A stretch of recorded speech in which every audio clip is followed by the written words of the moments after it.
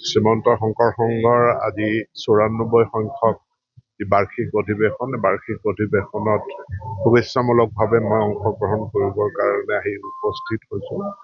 আৰু বিশাল আয়োজন, খুব সুন্দৰভাৱে তেওঁলোকে আয়োজন কৰিছে।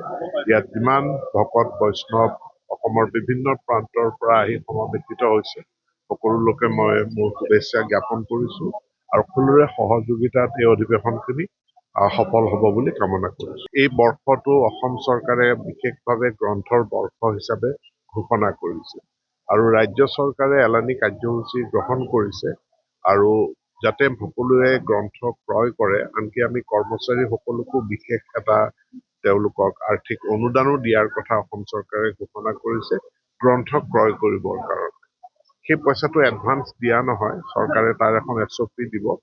কিতাপ কিনাৰ প্ৰমাণ ৰচিদ চৰকাৰে তেওঁলোকে জমা দিব। জমা দিয়াৰ পাছত সেইটো অসম চৰকাৰে ৰিএম্বাৰ্ছ কৰিব, তাৰ এটা ঊৰ্ধ্ব সীমা থাকিব। মই সকলো ৰাইজক অনুৰোধ জনাইছো যে এই গ্ৰন্থৰ বৰ্ষটো যাতে সুন্দৰভাৱে পালন কৰে। ইতিমধ্যে অনুষ্ঠিত হৈ যোৱা বছৰটোৰ আৰম্ভণিতে অনুষ্ঠিত হৈ যোৱা অসম গ্ৰন্থমেলাত অভিলেখ সংখ্যক কিতাপ বিক্ৰী হৈছে। ইতিমধ্যে যি বজালিত পাঠশালাত অসম সাহিত্য সভাৰ অধিৱেশন হৈ গ'ল, তাতো অভিলেখ সংখ্যক কেইবা কোটি টকাৰ গ্ৰন্থ বিক্ৰী হৈছে।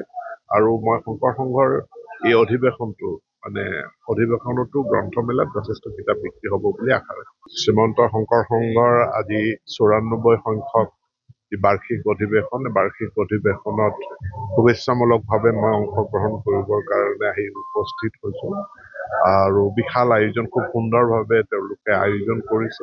ইয়াত যিমান ভকত বৈষ্ণৱ অসমৰ বিভিন্ন প্ৰান্তৰ পৰা আহি সমাৱেশিত হৈছে, সকলো লোকে মই মোৰ শুভেচ্ছা জ্ঞাপন কৰিছোঁ আৰু সকলোৰে সহযোগিতাত এই অধিৱেশনখিনি সফল হ'ব বুলি কামনা কৰিছোঁ। এই বৰ্ষটো অসম চৰকাৰে বিশেষভাৱে গ্ৰন্থৰ বৰ্ষ হিচাপে ঘোষণা কৰিছে আৰু ৰাজ্য চৰকাৰে এলানি কাৰ্যসূচী গ্ৰহণ কৰিছে আৰু যাতে সকলোৱে গ্ৰন্থ ক্ৰয় কৰে, আনকি আমি কৰ্মচাৰীসকলকো বিশেষ এটা তেওঁলোকক আৰ্থিক অনুদানো দিয়াৰ কথা অসম চৰকাৰে ঘোষণা কৰিছে গ্ৰন্থ ক্ৰয় কৰিবৰ কাৰণে।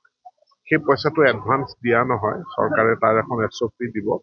কিতাপ কিনাৰ প্ৰমাণ ৰচিদ চৰকাৰে তেওঁলোকে জমা দিব। জমা দিয়াৰ পাছত সেইটো অসম চৰকাৰে ৰিএম্বাৰ্ছ কৰিব, তাৰ এটা ঊৰ্ধ্ব সীমা থাকিব। মই সকলো ৰাইজক অনুৰোধ জনাইছো যে এই গ্ৰন্থৰ বৰ্ষটো যাতে সুন্দৰভাৱে পালন কৰে। ইতিমধ্যে অনুষ্ঠিত হৈ যোৱা বছৰটোৰ আৰম্ভণিতে অনুষ্ঠিত হৈ যোৱা অসম গ্ৰন্থমেলাত অভিলেখ সংখ্যক কিতাপ বিক্ৰী হৈছে। ইতিমধ্যে যি বজালিত পাঠশালাত অসম সাহিত্য সভাৰ অধিৱেশন হৈ গ'ল, তাতো অভিলেখ সংখ্যক কেইবা কোটি টকাৰ গ্ৰন্থ বিক্ৰী হৈছে।